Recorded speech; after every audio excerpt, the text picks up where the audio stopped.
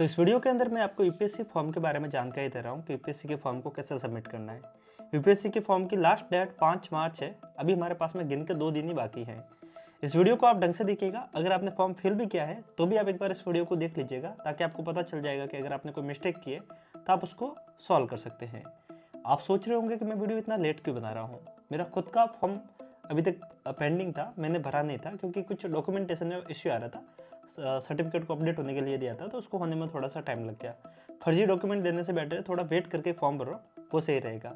तो इसके कारण थोड़ा सा लेट हो गया। बाकी बात, अभी फॉर्म के अंदर डेट 2 दिन ही बाकी है। इसके कारण आप भी अब ज़्यादा कीजिएगा मत, वेट कीजिएगा मत, डिले कीजिएगा मत। और हम एक एक करके चीज़ों को देखते हैं। वैसे मैंने आपको ओटीआर को लेकर तो जानकारी दे दी थी कि ओटीआर को कैसे सबमिट करना है। मैंने कास्ट सर्टिफिकेट को लेकर भी मैंने आपको बहुत सारी जानकारी पहले ही दे दी थी।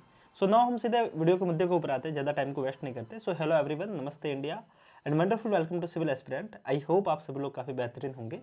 My name is Mukesh Pukhraj and चलते वीडियो को शुरू करते हैं। फर्स्ट ऑफ ऑल गूगल पे आइएगा। कोशिश कीजिएगा कि आप गूगल क्रोम में खोलें। अगर आप फोन के अंदर फॉर्म सबमिट करने की कोशिश कर रहे हैं तो आपको कोने पे 3 डॉट दिखाई दे रहे होंगे। यहाँ पर आपको डेस्कटॉप मोड का एक ऑप्शन दिख जाएगा।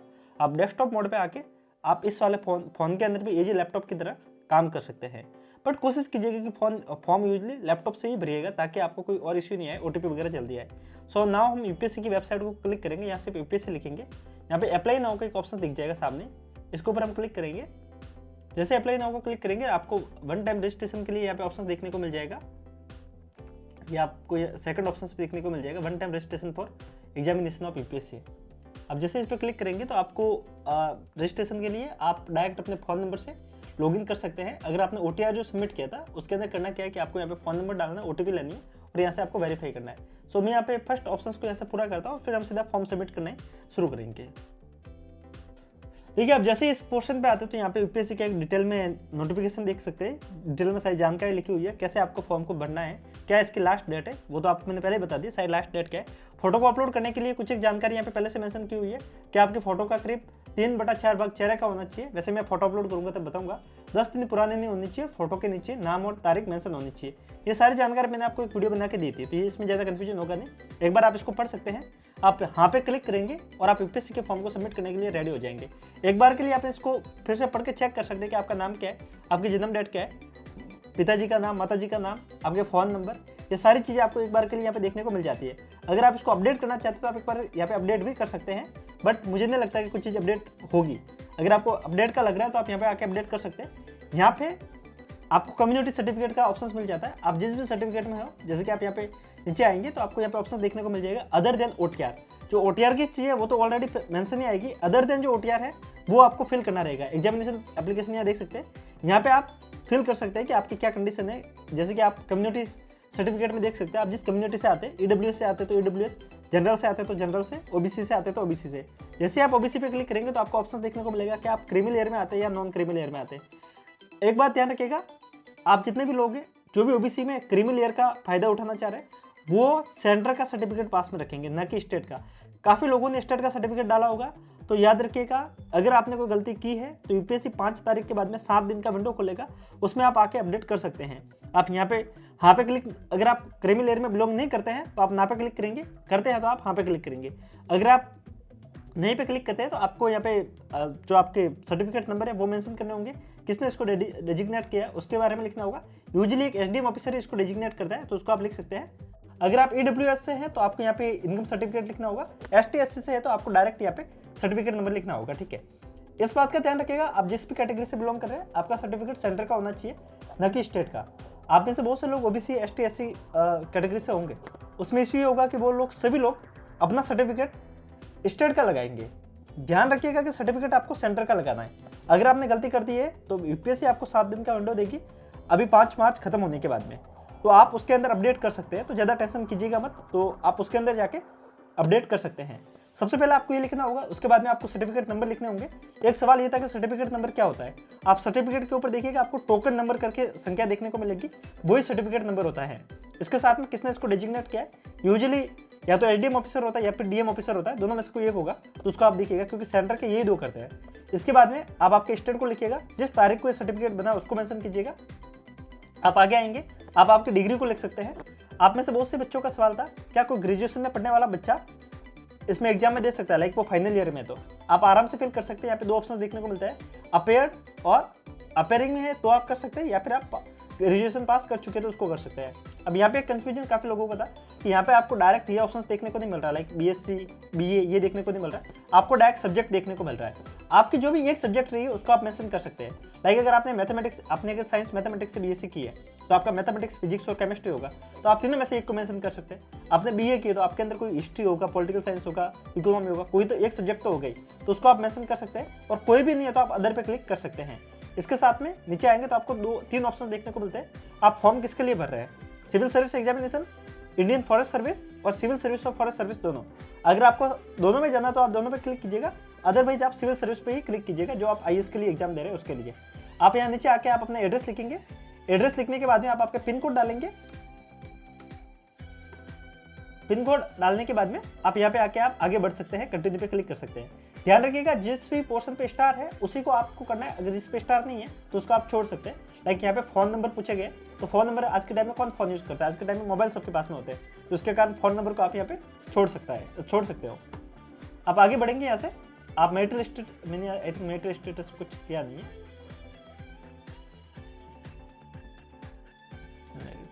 ओके आप आगे आ सकते हैं। आगे बढ़ेंगे, आपको क्या छूट में दावा आपको मिल रहा है, लाइक अगर आपको लग रहा है कि आपकी एज ज़्यादा हो रही है तो आप यहाँ पे रिलैक्सेशन ले सकते हैं, तो आप यहाँ पे येस पे क्लिक करेंगे, अदरवाइज आप नो पे क्लिक करेंगे। रिलैक्सेशन आपको आपकी एज के अकॉर्डिंग मिलता है, आपकी कैटेगरी के अकॉर्डिंग मिलता है। लाइक अगर आप ओबीसी से है तो आपको 35 तक आपको मिल जाएगा, ST SC है तो 39 तक कैसे मिल जाएगा, आप एक बार देख लीजिएगा। तो आपको अगर रिलैक्सेशन मिल रहा है तो आप यहाँ पे येस या नो पे क्लिक कर सकते हैं, येस पे क्लिक कर सकते हैं, अदरवाइज आप नो पे क्लिक करके आगे बढ़ेंगे। आप पार्ट फर्स्ट को सबमिट करने के बाद जब आप इस पोर्शन पे आते हैं, ये पार्ट फर्स्ट ही अभी तक पंजीकरण का पार्ट फर्स्ट है, तो यहाँ पर आपको आपके आइडेंटिटी कार्ड वगैरह पे डालना रहेगा। तो आप यहाँ पे ध्यान रखिएगा कि सबसे पहले आप यहाँ पे आधार कार्ड पे क्लिक करेंगे, इसके बाद में आपको आधार कार्ड के नंबर डालने होंगे, आधार कार्ड के नंबर को फिर से मेंशन करना होगा, एक बार के लिए कंफर्म करना होगा। आप उसके बाद में आधार कार्ड को PDF फॉर्मेट में अपलोड करेंगे। जो भी आप डॉक्यूमेंट ले रहे हैं, जरूरी नहीं है कि आधार कार्ड ही ले, अगर आप पैन कार्ड लेना चाहते हैं, ड्राइविंग कार्ड लेना चाहते हैं, कोई भी ले सकते हैं, आधार कार्ड सबके पास होता है तो यूजली वही लेंगे। तो PDF फॉर्मेट में अपलोड करेंगे। ध्यान रखिएगा कि इसकी PDF 300 KB से ज़्यादा नहीं होनी चाहिए, तो उसको आप ध्यान रखिएगा। और फिर आप ग्रेजुएशन के परसेंटेज लिखेंगे, इस बात को भी आप ध्यान रखिएगा कि आपके जो ग्रेजुएशन के परसेंटेज है, लाइक ऐसा होगा कि आप में से बहुत से एस्पिरेंट जिनके परसेंटेज पॉइंटों पे होंगे, लाइक 79 पॉइंट समथिंग है, और यहाँ पे आपको पॉइंटों का ऑप्शन नहीं मिलेगा, तो आप सिंपल संख्या लिख सकते हैं, लाइक 79 पॉइंट समथिंग है, तो आप यहाँ पर डायरेक्ट 71 ही लिख सकते हैं। इसके बाद में अगर आपने पहले अटैम्प्ट दिया है तो आप उसको मेंशन करेंगे, अगर आपने अटैम्प्ट नहीं दिया है तो आप 0 को मेंशन करेंगे। ध्यान रखिएगा अगर आपने लास्ट ईयर फॉर्म भरा था तो आपका अटैम्प्ट काउंट नहीं होता है, एग्जाम दिया है तो ये अटैम्प्ट काउंट होता है। इसके बाद में आपको मेंस की यहाँ पे जानकारी लिखनी होगी, आपका मेंस का सेंटर क्या लेना है उसको आप मेंशन कर सकते हैं, मेंस में लैंग्वेज क्या लेनी है वो सिलेक्ट कर सकते हैं, मेंस में ऑप्शनल क्या लेना है उसको ले सकते हैं, और आपको जो ऑप्शनल की लैंग्वेज उसको आप सिलेक्ट कर सकते हैं। यहाँ पे एक सवाल था कि हम GS हिंदी में लिखेंगे और ऑप्शनल इंग्लिश में लिख सकते हैं क्या, आप लिख सकते हैं, बट ध्यान रखिएगा अगर आपका GS इंग्लिश में है तो आप ऑप्शनल हिंदी में नहीं लिख सकते, बट आप GS इंग्लिश में है, GS हिंदी में है तो आप ऑप्शनल इंग्लिश में लिख सकते हैं। मतलब समझिए कि जो हिंदी मीडियम का स्टूडेंट है वो ऑप्शनल चाहे तो इंग्लिश में लिख सकता है और नहीं चाहे तो वो हिंदी में भी लिख सकता है, ये ऑप्शन होता है। तो ध्यान रखिएगा, इसको लेकर आप चिंता कीजिएगा मत। तो पेपर फर्स्ट से लेकर 5 तक, मतलब ऐसे एथिक्स GS के 3 पेपर ये आप हिंदी में लिख सकते हैं और सिर्फ ऑप्शनल आप इंग्लिश में लिख सकते हैं। आगे आएंगे आप, अगर आप नॉर्थ ईस्ट से बिलोंग करते हैं तो आप येस पे क्लिक करेंगे, अदरवाइज नो पे क्लिक करेंगे। और आपकी जो अदर लैंग्वेज है, जो आप रीजनल लैंग्वेज लेंगे, आपको पता होगा कि यूपीएससी में 9 पेपर होते हैं, 7 पेपर तो होते हैं GS प्लस ऑप्शनल को लेकर, और 2 पेपर होते हैं, एक इंग्लिश का होता है और एक रीजनल लैंग्वेज का होता है। तो रीजनल लैंग्वेज के तौर पे आप यहाँ पे इंग्लिश तो कंपलसरी है, रीजनल लैंग्वेज के तौर पे आप कोई भी ले सकते हैं। यहाँ पे बहुत सारी लैंग्वेज हैं जो कि मैं संविधान में मेंशन है, वो सारी भाषाएं यहाँ पे मेंशन है। तो आप यहाँ पे हिंदी को लिख सकते हैं, अगर आप हिंदी से आपका बैकग्राउंड हिंदी है तो उसको आप लिख सकते हैं, ठीक है। तो ये सारी चीज़ें रही है। अब आप यहाँ से आगे बढ़ सकते हैं, इस फॉर्म को मैं यहाँ पे फिल करके मैं आगे बढ़ता हूँ। आप जैसे यहाँ पे ओके पे क्लिक करते हैं तो आपका फॉर्म एक बार के लिए खुल जाता है और आप एक बार यहाँ से रीचेक कर सकते हैं कि आपने जो जानकारी फिल की है वो सही है या नहीं है। एक बार पढ़ने के बाद में ये आपका फर्स्ट स्टेज पूरा होता है और आप आगे बढ़ते हैं और यहाँ पर आपको पेमेंट का ऑप्शन पूछा जाएगा। उससे पहले एक बार आप उसको पढ़ लीजिएगा, सारे जो भी इसके अंदर जानकारी लिखी हुई है डिक्लेयर कर लीजिएगा कि जो भी जानकारी लिखी है वो सही है। और जो आपका रजिस्ट्रेशन नंबर है उसको आप नोट करके लिख लीजिएगा, एडमिट कार्ड निकालने के टाइम पे ये आपका काम में आएगा। अगर रजिस्ट्रेशन नंबर नहीं भी होता है तो भी हम निकाल सकते हैं, बट उसके अंदर OTP वगैरह वो आती है, बट आप रजिस्ट्रेशन नंबर से डायरेक्ट निकाल सकते हैं। आप एग्जामिनेशन पे के ऊपर क्लिक करेंगे, एग्जामिनेशन फ़ी पे के ऊपर, और आप यहाँ पे आ जाएंगे। इस वाले पोर्शन में आप ऑनलाइन आके QR कोड के माध्यम से भी पेमेंट कर सकते हैं। ध्यान रखिएगा, अगर आप एक लड़की हैं तो आपके लिए पेमेंट लगेगा नहीं, और अगर आप ST SC कैटेगरी से भी बिलोंग करते हैं तो आपका पेमेंट लगेगा नहीं। ये पेमेंट सिर्फ और सिर्फ जनरल और OBC के लड़कों के लिए है, ठीक है। तो आप यहाँ पे आके पेमेंट को कर लीजिएगा। आप QR कोड पे क्लिक करके डायरेक्ट आप QR कोड ले सकते हैं, QR कोड का ऑप्शन मिल जाएगा। QR कोड को फ़ोन से स्कैन कीजिएगा, पेमेंट कीजिएगा, आपका पेमेंट हो जाएगा। ध्यान रखिएगा, इसमें एक आध मिनट का टाइम लग सकता है QR कोड को स्कैन करने के बाद में पेमेंट करने को लेकर, तो ज़्यादा हाइपर होइएगा मत। बहुत ईजी प्रोसेस है। आप जैसे पेमेंट पर क्लिक करेंगे ऑटोमेटिक ये प्रोसेस होगा, और ऑटोमेटिक आप UPSC के पार्ट 2 के ऊपर पहुँच जाएंगे, जहाँ से आपको आपके फ़ोटो को और आपके सिग्नेचर को अपलोड करना है। देखिए मैंने यहाँ से पेमेंट किया और ऑटोमेटिकली ये आगे बढ़ रहा है। थोड़ा टाइम रीलोड होने में टाइम लग रहा है, सो हम वेट करते हैं आगे बढ़ने तक के लिए। सो ये हमारा पेमेंट यहाँ से प्रोसीड हो जाता है। और अब यहाँ पे देखिए नीचे एक ऑप्शन लिख रहा होगा क्लिक हियर पे UPSC के फॉर्म पे वापस आने के लिए। आप क्लिक हियर पे जैसे क्लिक करते हैं तो आपके लिए वापस आपके सामने फॉर्म आ जाता है कि आपका पार्ट 1 सबमिट हो चुका है, अब पार्ट 2 की बारी है। और आप यहाँ पे देखिएगा पार्ट 2 में हमारे फोटोग्राफ अपलोड करना बाकी है और सेंटर सेलेक्ट करना बाकी है। हम फोटोग्राफ अपलोड करेंगे। फोटोग्राफ में आपको आपका फोटो और साथ में आपको आपके सिग्नेचर को अपलोड करना रहेगा। ध्यान रखिएगा, फोटो आपकी 300 KB से ज़्यादा की नहीं होनी चाहिए। ऊपर आपके जो फोटो है, फोटो के नीचे आपके साइन जो नाम है, नाम और फोटो लेने की डेट मेंशन होनी चाहिए। इस बात को आप ध्यान रखिएगा। और जो सिग्नेचर है उसके अंदर भी ये चीज़ों का आप ध्यान रखिएगा। सारी जानकारी यहाँ पे मेंशन कर रखी है। यहाँ पे एक डाउट था कि जो फोटो की जो साइज़ है उसको कम कैसे करना है। आप गूगल पे आइए और गूगल पे लिखिए रीसाइज फोटो, आपको बहुत सारी वेबसाइट मिल जाएगी। आप वहाँ पे आकर डायरेक्ट वेबसाइट से कर सकते हैं। अगर आपके लैपटॉप में विंडो 11 है तो आप विंडो 11 से तो डायरेक्ट ही रिसाइज कर सकते हैं। वहाँ पे ऑप्शन मिल जाता है रिसाइज करने का, तो आप देख लीजिएगा। जिसकी फोटो है इसके मैं आपको बता रहा हूँ।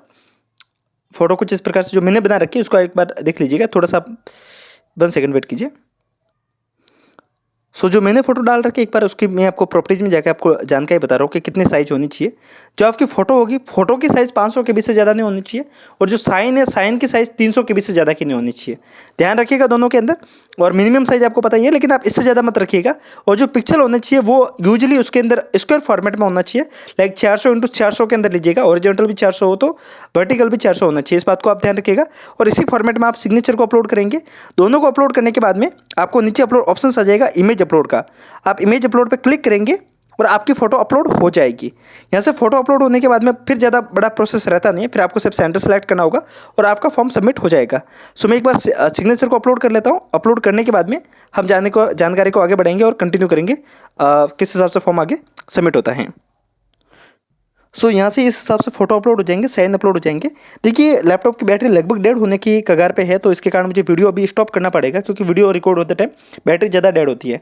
तो इस हिसाब से आप यहाँ से फोटो अपलोड करने के बाद में फोटो के प्रोसेस को आप एक बार देख लीजिए। जिसकी मैंने खुद का फोटो डाला है, नीचे आपको नेम और डेट को मेंशन करना है, और आपका 75% चेहरे का होना चाहिए। मैंने एक फोटो यहाँ पे आपको अपलोड करके दिखाई है, ठीक है। आप आगे बढ़ेंगे। आगे आपको सिर्फ सेंटर सेलेक्ट करना रहेगा।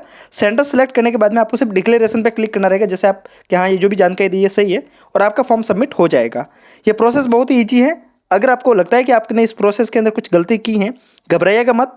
इस 5 तारीख के बाद में एक विंडो खुलेगा मॉडिफिकेशन का, आप वहाँ जाके विंडो के अंदर जाके मॉडिफाई कर सकते हैं। वीडियो से अगर आपको कुछ नया सीखने को मिला है तो लाइक करके बताइएगा। मिलते हैं, तब तक के लिए नमस्कारम, जय हिंद।